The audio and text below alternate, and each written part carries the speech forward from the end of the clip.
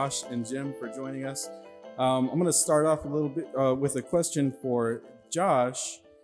Can you tell us, from your perspective at NTCA and your national lens, what is the state of the workforce for small and rural telecommunications companies in the U.S.? We need people, and it's going to develop into a more pressing need. I spoke with someone already a year ago. He told me he was with an engineering firm. He said that if they were fully staffed, they would have enough work to keep them busy for the next 2 years. There are a number of, I can say older generation, is that okay? There are a number of people in the more experienced generation who are approaching retirement, and we just don't have enough people coming in behind them to take those positions. What is NTCA's role in workforce development? How are some of the ways that NTCA is approaching supporting those providers?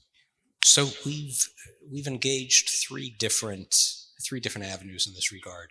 The first one is admittedly a bit of a more narrower avenue, working with CWA, which is the Communication Workers of America Union, to develop some sort of programming to provide OSHA training in union companies. But not all of, actually, I'd say very few of NTCA member companies are actually union shops. We don't have a ton of union shops.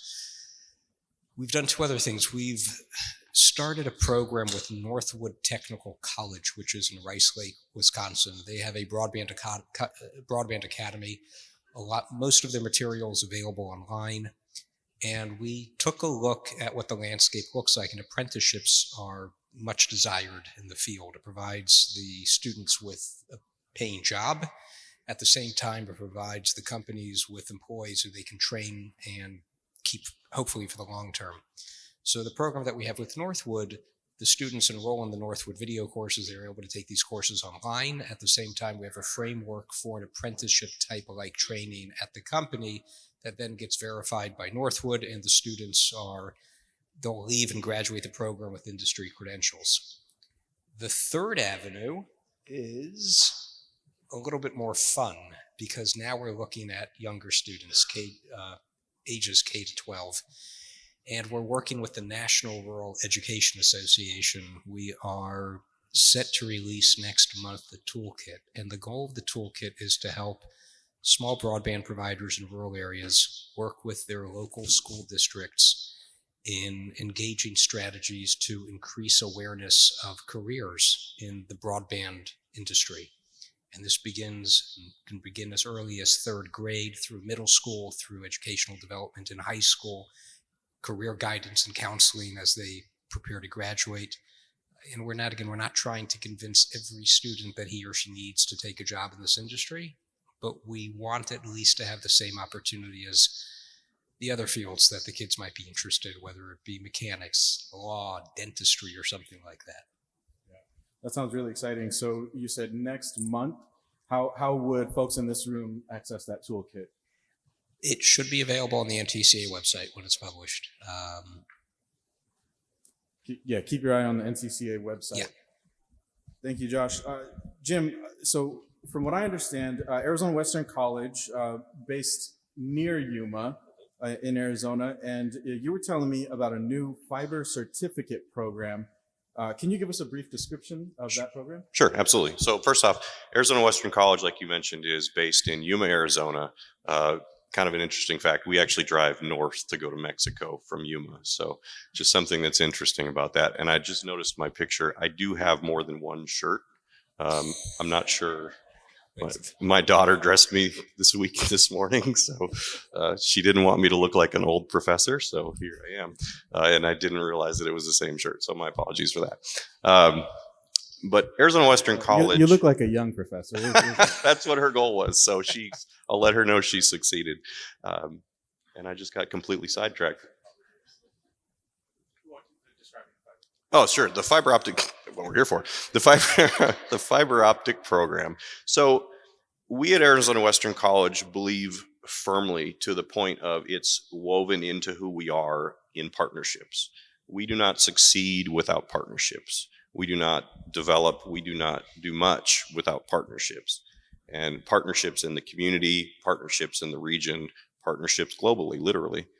We do not succeed without those partnerships. And some of our partners came to us with some very real problems of they can't find technicians. They can't find fiber optic technicians. Everybody can hire somebody right out of high school or looking for a job with no experience, but they were finding that it was taking them quite a bit of time to develop the training when they were in the field. Now, as far as the educational piece, the theory and some of those things. So they came to us and said, will you stand up a program? And we did. And so the fiber optic program at Arizona Western College is kind of a two-phase, I think very similar it sounds, a two-phase approach. One is just to offer the course, the fiber optic technician course, and another one is to attend the apprenticeship program, which is 3 educational components of the fiber optic technician course. A basic construction carpentry course so that they understand how to use the tools of the trade, basically. If they're doing a residential install or something like that, they know how to do it. And the other piece is a basic electrical course. So where they know how to do grounding, they know Ohm's laws, the things of the electrical program that directly relate to the fiber optic world. And then they do, along with that, at the same time, usually a 2,040-hour apprenticeship program, which is a great recruiting tool for recruiting new employees, recruiting new students for us, and genuinely being helpful to the communities that we serve for underemployed or unemployed folks, and drawing those partnerships with some of the organizations that thrive on or are required to upskill and reskill folks for reentry into the workforce. So that's kind of the program in a nutshell, I guess. Yeah. All right. Well, thank you, Jim, for that.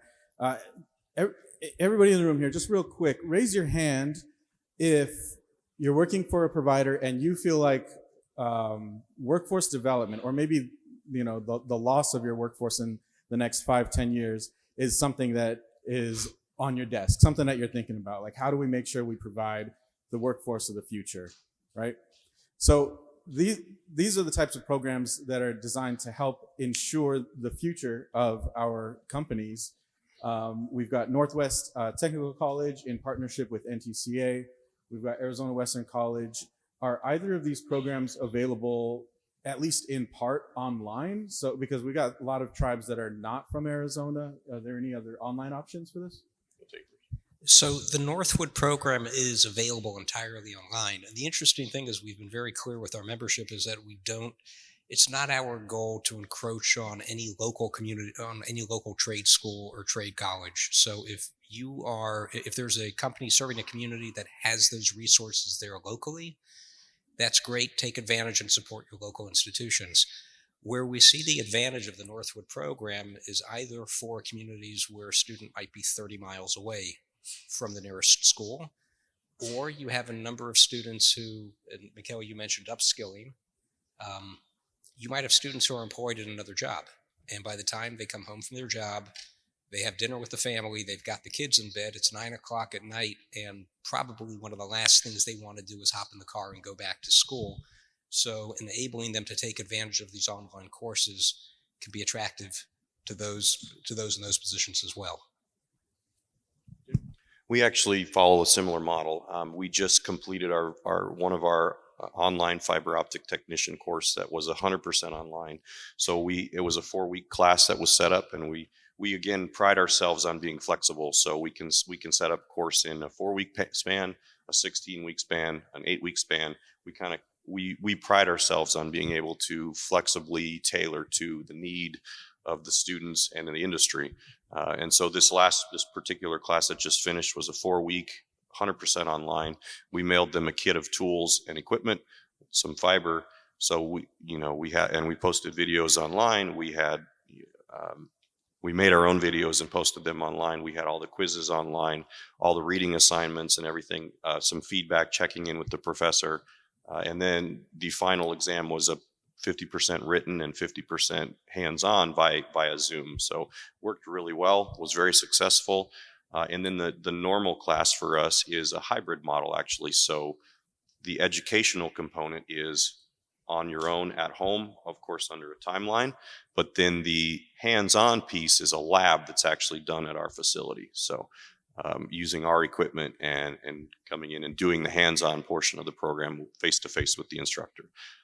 Again, we pride ourselves on being flexible to industry, and that's the way that in this instance that we can do that. So, Right. Thank you, Jim. Yeah, getting that hands-on experience is definitely crucial in a field in ICT fields. Mm-hmm. Josh, I wanted to give you an opportunity to tell us a little bit more about some of the challenges that you've seen in the country around workforce development, but more specifically, what are some of the strategies that that you're seeing that companies are coming up with to approach this challenge? So I don't mean to interfere with the flow. What I'd like to do is maybe share a couple of the challenges, but then I'd like Dr. Larson to don't call me doctor. That'll offend me. Professor Larson to weigh in, and then I'll go back and sit. I went to school long enough to be a doctor. That doesn't make me a doctor. I think there's one prevailing condition and characteristic that comes up that we find with a number of the conversations with a number of our members, and I always am very delicate when I speak about this. It seems that, and this isn't me, these are other people talking, younger workers expect a promotion and advancement more rapidly than their parents might have. And I heard this from I met with a group of engineers. We had about a dozen engineering firms around the table. And one of the guys said, he goes, when I was a kid, he goes, we earned money during the summer. I worked on my friend's dad's farm. He goes, we got hot, we got dirty, we baled hay. He goes, that's how we made money. He goes, I hire young people and we put them out on a construction crew for a few weeks. And 2 months later, they're coming in asking for the promotion. I don't know how we solve that as a society. I don't know whether that's an outgrowth of a soccer trophy mentality where everyone, gets applauded for simply participating, and there's nothing wrong with participating. I have medals from just finishing marathons that I was nowhere near winning, and I like them. But I heard of one strategy. One example that someone said they are doing in their company is they have different grades. They've got, network engineer 1, network engineer 2, network engineer 3, and the usual line of progression is that you've got to be in each position for at least a couple of years before you advance. They've started grading those. So now it's network engineer 1A, engineer 1B, 1C. And what they're able to do is they're able to split that promotion process into 3 tiers, and they're able to give someone a bit of an incremental raise. At the end, from here to here, they're earning the same and getting the same increase that they would have gotten, but they're just getting an increment in quicker succession than otherwise. And it tends to keep people happier and more satisfied. And at the end, it's a revenue neutral option. We tend to see the same thing with the skilled labor force that we train. That's some of the feedback we get from our industry. We meet with our industry partners on a regular basis and try and, we develop that relationship, make sure that our programs are adequately training and things like that. And that's one of the feedbacks that we get. And so we've started trying to develop the expectations in the classroom where we prepare the students. Hey, look, if you're in the electrical program, if you're in the fiber program, if you're in the construction program, you're going to have to start digging holes. That's just the way it is. You have to earn your stripes in the industry. You have to earn your stripes for yourself and in your company. And sometimes even when you change companies, you have to start back over again. Maybe not at the bottom, but you have to build that trust. You have to build that relationship. And also that's kind of the beauty of the apprenticeship program, because the apprenticeship program that's approved by the state has a certain amount it has a set pay scale with set increases, kind of like what we were spoken about, where at so many hours you get a pay raise, at so many hours you get a pay raise, at so many hours you get a pay raise. And so that kind of takes that a little bit out of the conversation, but that also helps them to kind of earn those stripes where they don't have to worry about going and asking for a promotion after 2 weeks, because they know when it's coming and they know when it's there. And then by the time they're done with the apprenticeship program, they're a year in, now they've developed a rapport with their employer, with their colleagues, and things like that. So it kind of makes that transition better. So one of the things that we have, just going off of the slides, this is a perfect transition, is, one of the attractive things about working in the broadband industry is that there are so many opportunities for advancement. I know, Godfrey, you started as, what was it, a technician, or you were stringing fiber on poles, you were climbing up poles, you were doing all kinds of stuff. And, now he's president of NTTA. So it could be you too. Oh, he cleaned payphones. That's where you really got to start. Yeah, Payphones. at the payphones. We had a guy, NTCA just had a meeting. We recognized someone with a lifetime award, one of the older guys in the industry who retired a number of years ago. He retired as the CEO of his company. He started when he was 17 years old, cutting grass and washing trucks. And then from that, he moved into the office doing administrative work. Again, not everyone is going to reach the top. Otherwise, we have an inverted pyramid with 50 bosses and one guy at the bottom. But it is an industry where we can point to numerous instances in which people have started at an entry-level position, whether with the company what they started with, or they made a lateral switch to another company. They come up into senior management. They come up into leadership roles. And it's an exciting industry, and it powers so much with healthcare and education and economic development that I think that the opportunities are only going to expand.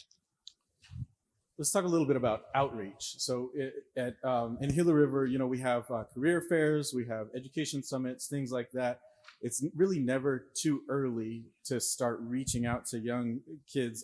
As we can see here, they see what the internet can do for them on a daily basis, but they might not really understand the underpinnings of it and how it really works. What have you seen, and we'll start with Jim, in terms of outreach to the community and engaging with the younger folks? Outreach is very important, and to the point, it can never be too early. Arizona Western College, actually just 2 weeks ago, we have an annual program that's called Fifth Graders Go to College, and we bring in a local fifth grade group. They go to an introduction ceremony. They all get a T-shirt. They come, and then we set up classes for them that they can come through and move. It's like a full day. Then they go to the end of the day and they get they have a little mini commencements. They get a little diploma. It's a fun day. And I tell you, I did a presentation for a group of kids on electricity. It does a couple things. First of all, we have some really smart kids coming up. These kids have access to tons of information, and there's some really, really smart kids. But there was a young gentleman in the front of the room, and he looked up at me and he said, "My mom didn't finish 12th grade. And she told me I had to be smart like my dad and finish 12th grade. And I like Arizona Western College. I think I'm going to go to college here." I tell you, that made my month to see this young gentleman have that revelation of this is a cool place. I like being here. There's students everywhere. There's stuff going on, and this is an opportunity to get a great education and better myself. And so you can't start too young, and also it's kind of a repetition. It's a continual thing. We also just last week did our local Southwest Contractors Association did a Career and Trades Expo.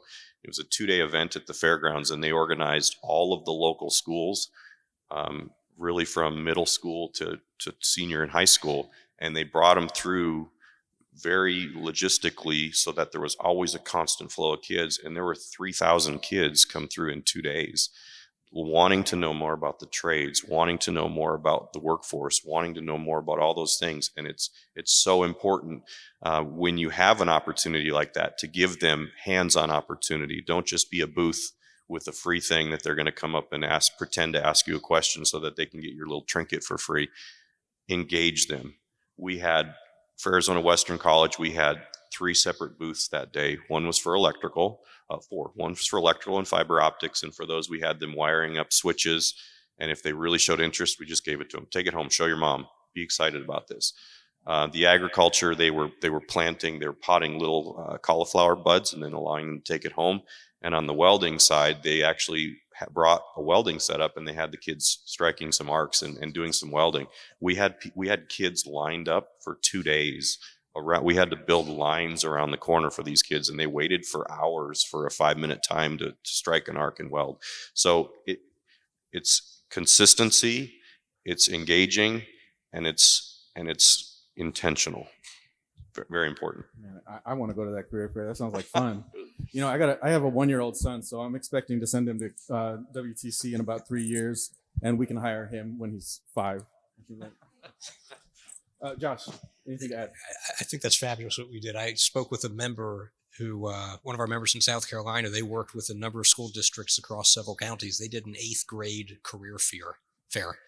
And again, this is something that I thought would only take place in high school, but it was not as successful as yours. You had 3,000 kids. They had about 2,200 8th graders at a career fair. And it's amazing. But one of the things, and I'm happy to see that we're making the shift from this, is subtly, subconsciously, the old divide between, well, these kids are college material and those others are just going to shop.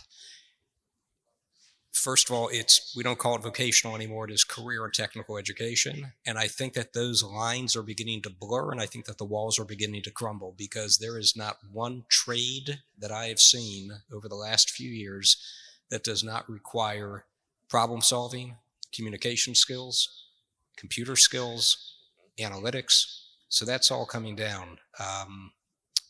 Kentucky has a fantastic program called the Federation for Advanced Manufacturing Education. It's called Kentucky FAME. Students there attend post-secondary school for the trades. They get jobs in various manufacturing centers. And Toyota and some other big companies participate in it. But when they're taking all these technical courses, they also have to take courses like mathematics and public speaking. And somebody asked one of the representatives from the manufacturers, why does anyone who's working on a floor have to take a course in public speaking? He said, well, it's communications. They're working with robots. They're working with teams. They need to know how to communicate with the team of people with whom they're working, how we fix this robot when it goes down. And it's just, again, I think it's an expansive, and I hope it does wonders for student confidence that it's not that I'm not college material. I'm school material. Yeah, exactly. One last point here is one thing that prevents a lot of young folks from pursuing these careers is the financial burden, and maybe some of the unknowns around, like, what is this going to cost me? How do I manage this? So Josh, we'll start with you this time.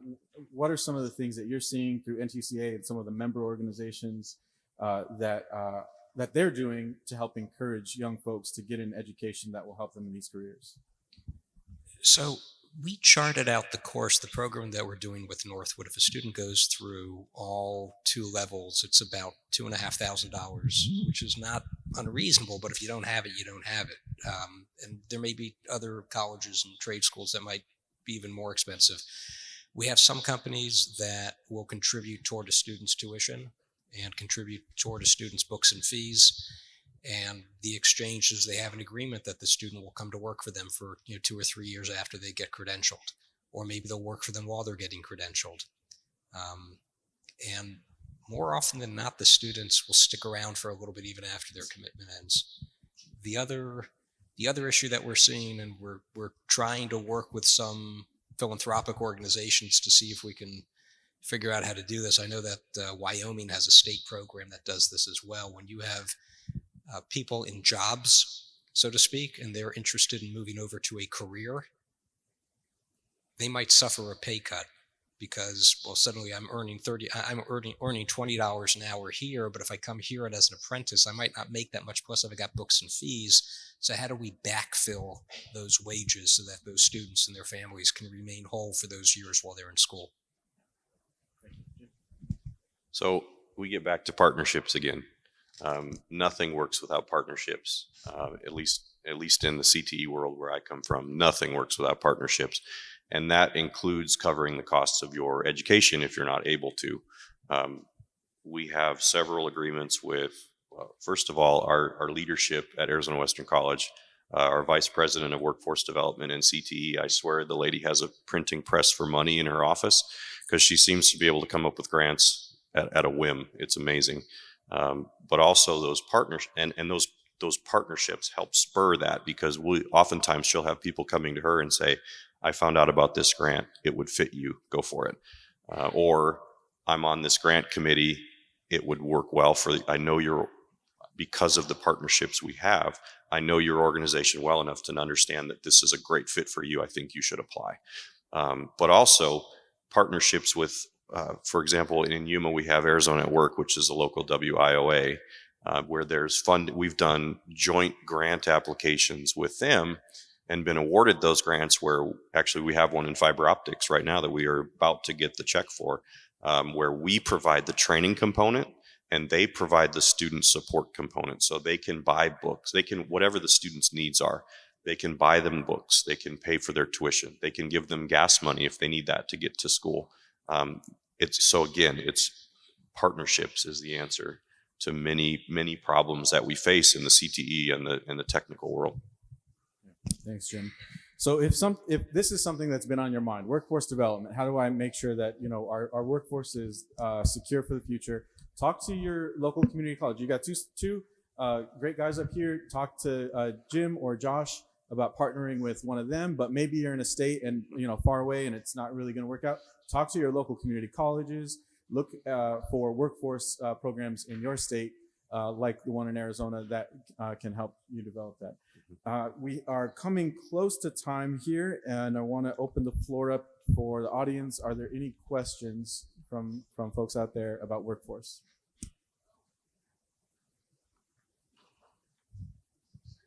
Yes, Carmen.